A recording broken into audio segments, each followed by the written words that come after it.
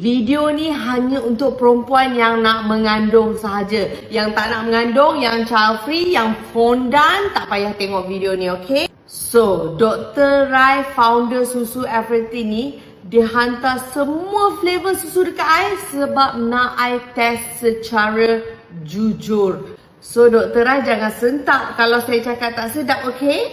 Since I pun belum makan apa-apa lagi, this is the best time untuk kita consume susu Everty kalau kita nak dia lebih efektif. So, let's try. First, I akan try chocolate. Bismillah.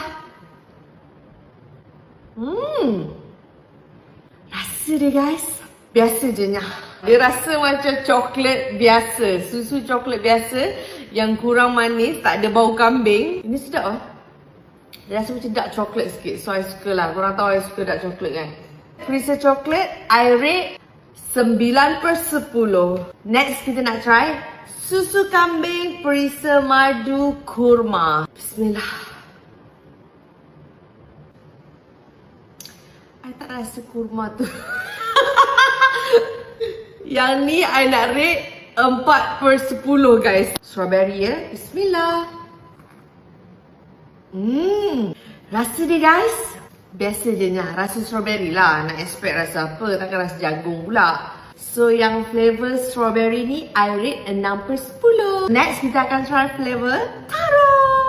Bismillah. So yang ni actually not bad. So yang ni I nak rate 8/10 guys. Rasa dia sedap. Sedap oi.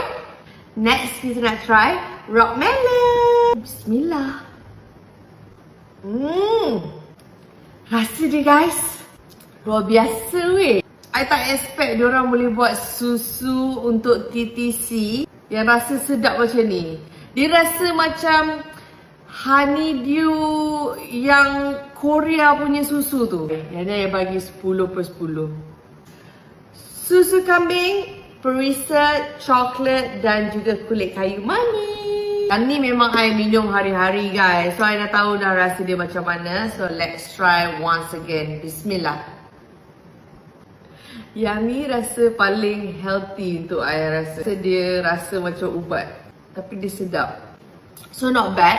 Yang I minum hari-hari ni, I akan rate dia 9/10. So diharapkan dengan video taste test ni, semua wanita-wanita yang tengah TTC, korang tahu korang nak ambil flavor apa, and all the best untuk korang punya TTC journey.